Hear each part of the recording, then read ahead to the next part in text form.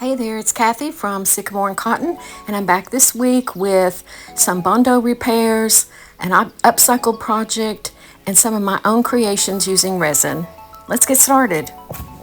We're going to start this video with me showing you how you can use Bondo to fill in holes on basically anything. Also how to repair. I'm using it here to fill in a heart on a shelf, a heart cutout on a shelf. You see me doing that right here.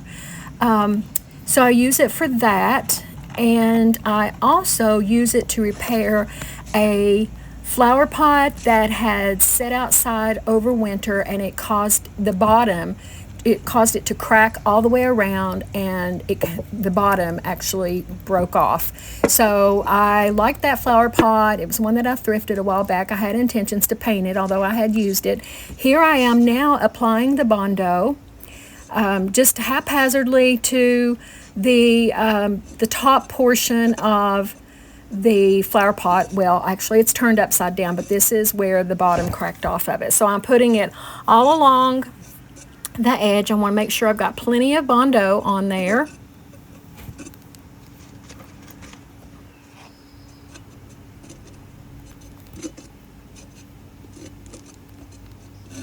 And I'm just using a knife.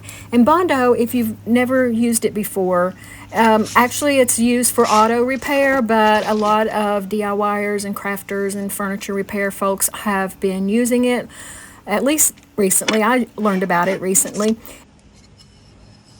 And here I am fitting the bottom on. I don't have it quite right the first time, but now I'm adding it on, getting it in place, pushing down. That squeezes out the extra Bondo from the outside, and I don't really care what it does on the inside. I don't fool with the inside. It's going to be covered with dirt. But here I'm smoothing away some of that extra Bondo, and because this is sandable. It is sandable after about 10 or 15 minutes. Don't leave it too long, because the longer it sits, the harder it gets. And the harder it is, the more difficult it becomes to sand. And at some point, it just becomes almost impossible to sand. Now this is where I should have done differently.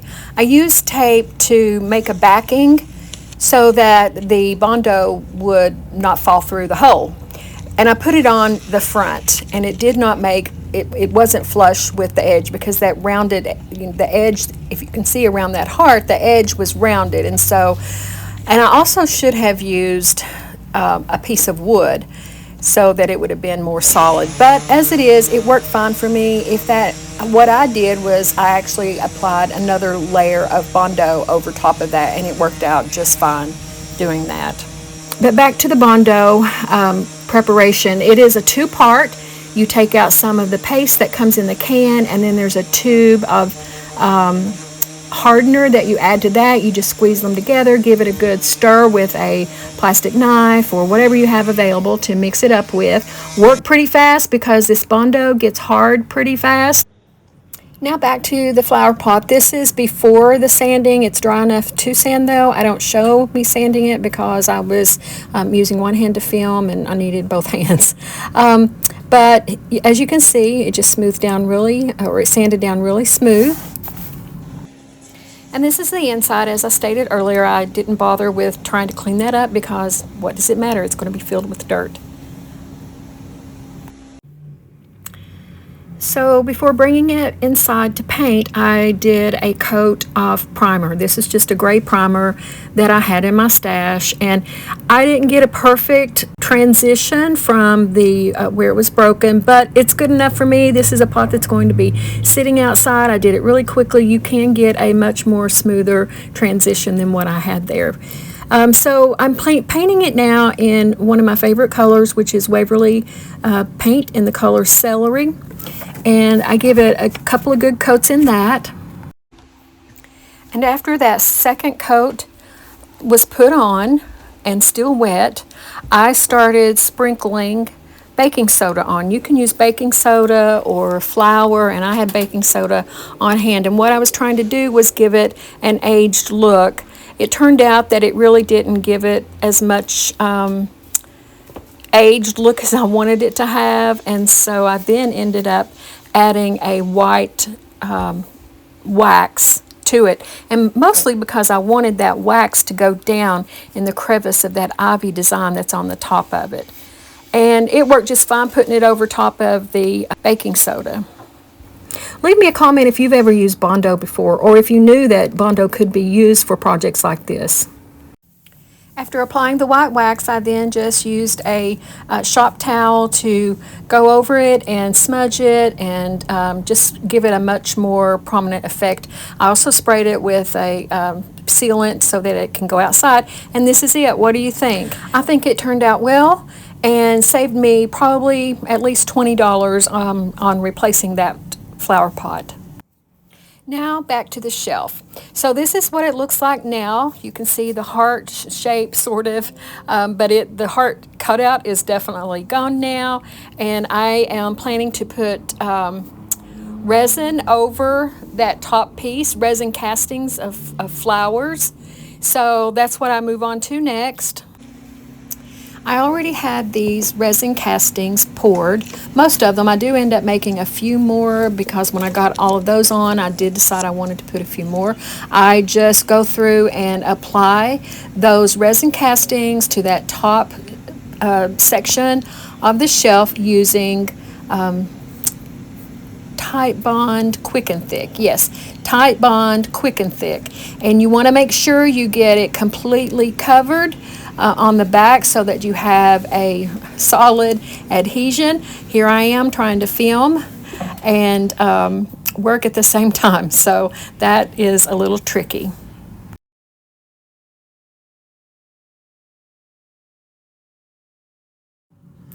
Here you can see that section that was where the heart was, and now there it is on the back. I didn't get it perfect, but I did, it's on the back. It doesn't really matter. Although I do end up putting some spackling on the back to make it more smooth. That Titebond glue is, it adheres really well, and it's pretty thick, and things don't always slide, but I did want to make sure that nothing slid around while the glue was drying, and so I did tape down some of the parts that I was worried about.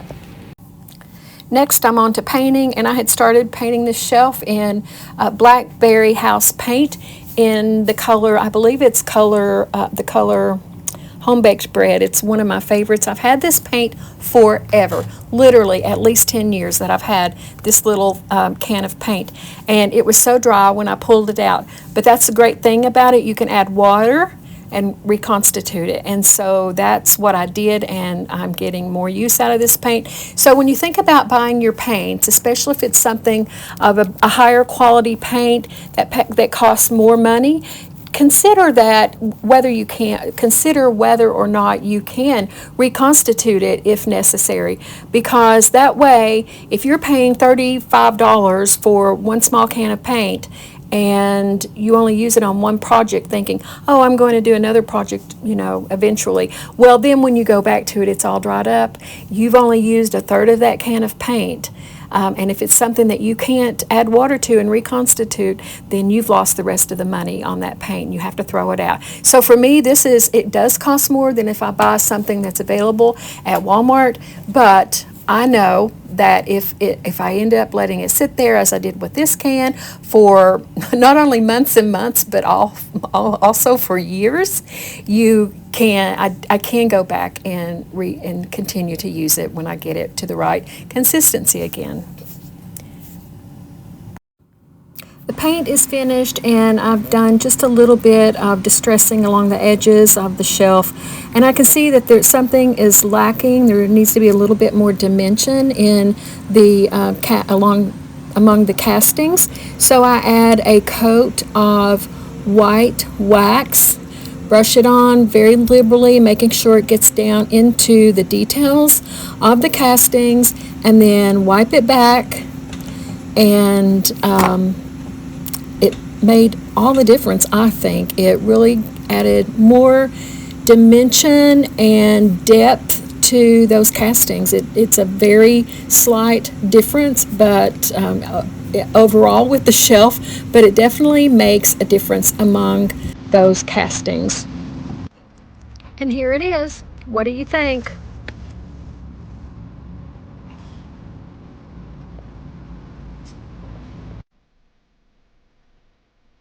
Next project is I'm going to make a riser using the candle holder and the wooden bowl. So I'm cleaning those up really well because I need to glue the bowl to the candle holder. These are both things that have been in my stash for a long time, and I just kept looking at them, and sometimes after looking at something for months or weeks, or in my case even over a year sometimes, I don't know, I just decide just get it out and do something with it. I have so many ideas from watching all the great makers and creators out there on YouTube. I get so much inspiration from all of them, and that's actually why I'm using this yellow paint, is because that's a color I wouldn't normally go to, but it's one that I decided to use for this project. It is something that someone will see and they'll like it and be happy that I did it in yellow. So this bowl had actually been a nutcracker bowl, and if you recall the kind that I'm talking about, there's a place in the center of the bowl that had a section where you could put the nutcracker tool down in it, and I had to get that out. So I had ordered a multifunction tool that it's a saw. It also has a sander, and I was able to cut that out of there and sand it down using that little sander that came with it. And I was so pleased because that was my first time using that tool. And I don't know, I'm not sure why I did the white paint or the yellow paint to start with before gluing it together. I don't know, but anyway, I did. And here I am applying the Titebond glue, quick and thick. It's a really good glue, and I'm just going to use my little tool there just to spread it all out, making sure that all of that surface is covered in glue so that it'll have a good adhesion with the bowl.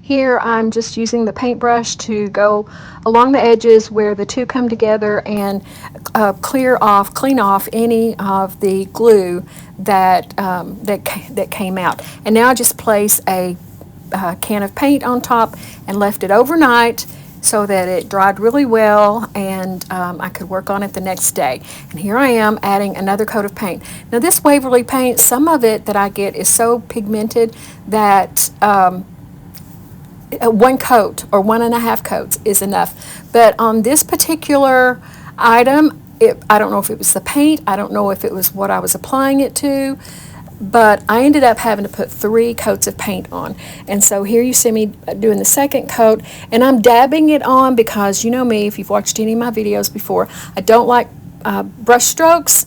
And so anytime that I can, I like to stipple on the paint or dab on the paint so that then you don't have brush marks.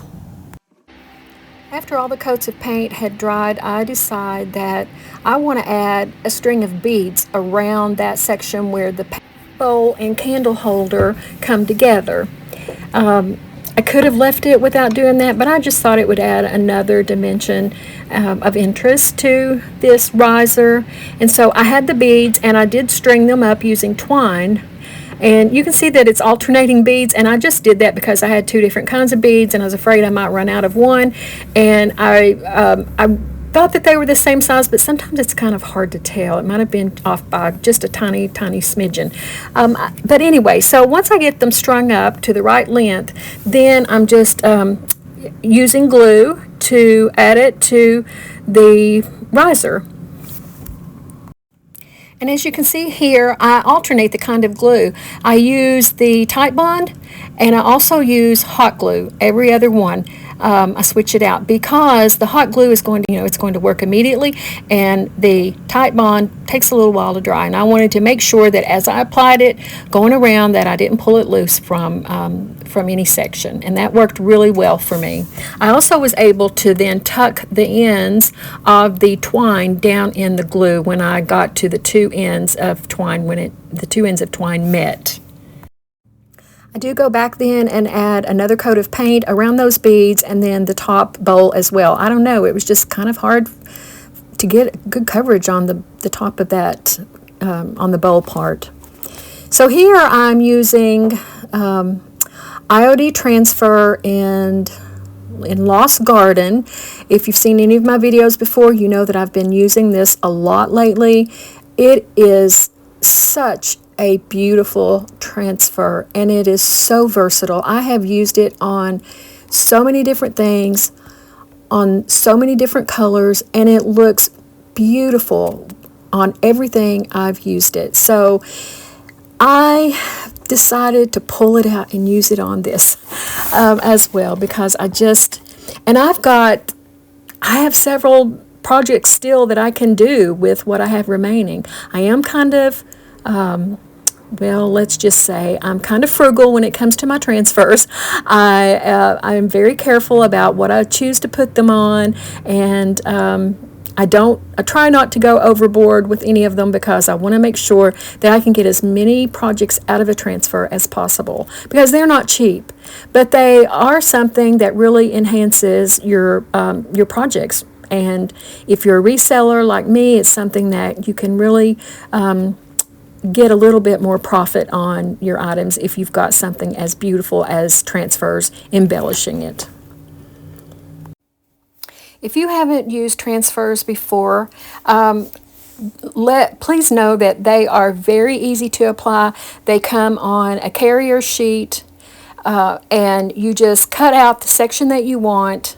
If you're using parts of the whole page, you can use a whole page. If, for example, you were doing a piece of furniture, you may want to use the whole sheet of the transfer on that one item. But for this, I cut out the pieces that I want, and then I just apply them to the project, and then with that carrier sheet, I use a wooden tool that I rub it across it, and it releases from the carrier sheet onto your project. Now here I am giving it just a little sanding. It's I wanted, I do like to have things looking just a little bit distressed. I don't want anything to look too perfect. Not that anything I do is perfect, but I don't want things to look like they've come straight out of a store shelf. I want them to look like they have a little bit of time to them. And so with the sandpaper, I go over the transfer just a little bit, just because I don't want that bright transfer being with on a project that is distressed and perfectly imperfect. When I'm finished sanding, I wipe out the dust from the riser and get ready to apply a coat of clear wax. I do this because I'm planning to put a brown wax, which is Waverly's Antiquing Wax. I plan to put that on as the top coat and age this riser a little bit more. And when you put a clear wax on before using a dark wax, you have more movement with the dark wax, and you can take off more of the darker wax without it absorbing into the paint. So you have more control over how much dark wax shows. And I failed to video the dark wax part, but it's put on the same way that I'm putting on now. I just did it in increments and then wiped back with a wet wipe. Using the wet wipe and also applying the clear wax and allowing it to dry before putting on the darker wax really makes a difference in how much or how little your project is antiqued. And here it is. You can see that I left more antiquing around the beads, and that's how antiquing would normally occur, with dusting, dust getting caught down in the crevices of those beads and harder to clean. And then I also left more along the designs on the candle holder part of the riser to just give emphasis to that detail work. So what do you think? I'm real happy with how it turned out. The picture's showing a brighter yellow, but that brown wax really helped to tone that down, and you can tell it more in person than in these photos. For this last segment, I have two projects that are different but also the same, using resin castings and images that I printed on my home computer from the public domain using just regular copy paper. And that's what you see there, is me cutting out some of those images to apply to the resin casting. So it does not fit from side to side of the cloche, so I center it on the cloche, and you can see there's a little bit of white showing on both sides. So you'll see in a second what I do with that, but right now I'm applying the Mod Podge, and just I tear a little bit off and snip a little so that those corners will lay flat on the surface of the cloche. And then I just keep applying the Mod Podge to the cloche and then smooth out the image. And here I'm trimming just a little bit because there's gold detail at the bottom, and I'm just tearing around that to allow that to prevent the paper from sticking to that detailed area.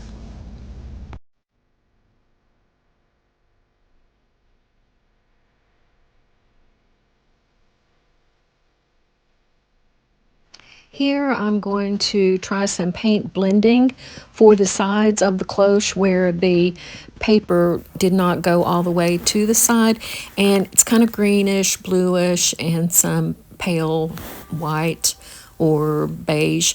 So that's the colors that I got out, and just dipping my brush in the three colors here and there and just dabbing it on, trying to make it as close as possible to the background of the image so that it won't show as obviously painted on. It needs to make the whole thing needs to be cohesive and look like it's all one piece. I did it a little heavier right along the sides, heavier in terms of making the paint thicker because I wanted to also camouflage the edges of the paper.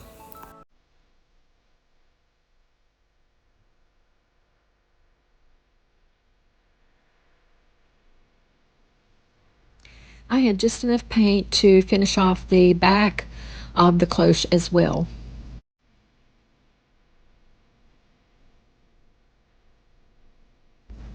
For the second resin project, I am using a frame, and I will be decoupaging a public domain picture to the center of the frame. And here I'm just giving it a coat of black paint because I'll be covering it with a coat of gold. And when you're using gold metallic paints, if you have a base color to paint over top of with the gold, you have better adherence and just a better outcome. Here I'm doing the same thing to the detailed areas on the cloche.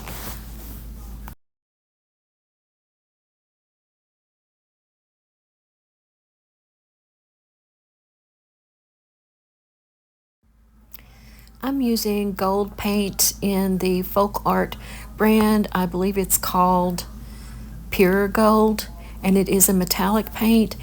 If I had just painted this gold metallic onto the plain resin, it actually goes on kind of transparent. So you do have to have, as I mentioned earlier, a base paint to get a better coverage.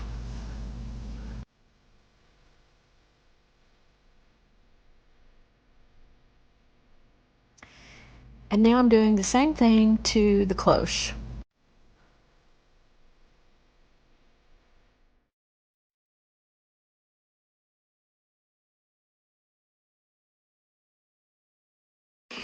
For the next steps, I want to make sure that everything is nice and dry, so I pull out my hair dryer which is really helpful, and it's something I thrifted for $1.50, and it has come in so handy so many times. The next step for the cloche is to apply PintArt's Fine Crackle Medium. This is a two-part component.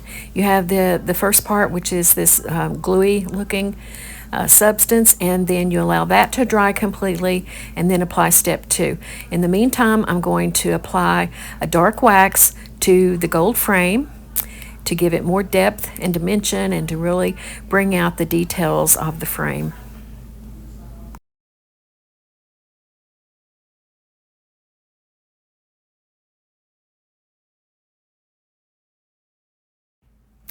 And as with most waxes, once you put it on, you wipe it back and the wax stays down in those details, and that's how the details are highlighted.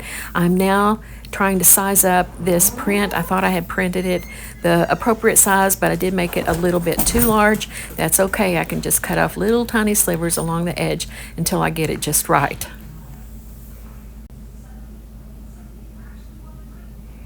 Once I have it situated, I then use the Mod Podge, put a little bit down on the top, press in the picture or the print, and then do the same on the bottom, smooth it out really well. Again, this is copy paper that I have printed art from the public domain. This is a William Morris print of blue herons, and I just love it. So here I am, I've gotten the picture adhered, and now I'm just going over the frame to add another dimension of rub and buff. So I've got the gold paint and then the black wax and then the rub and buff on top of that. It just all comes together to make this look like an authentic antique picture frame. There's still a little tiny sliver of the print that overlaps the frame, of the edge of the frame, and so I'm just using my X-Acto knife to try to cut that out as well as I can, and then just press it in there and smooth everything out. A coat of Mod Podge on top of the print gives it a finished look and protects the print. Back to the cloche, and I am now applying step 2 of PintArt's Fine Crackle Medium. I'm going to then use my hair dryer to dry it so that it will expedite this process. And it made some really nice crackle. I don't know that you can see it that well from this view with the light shining on it, but it really has a nice crackle. And when I apply the black wax on top, that's really going to bring out that crackle.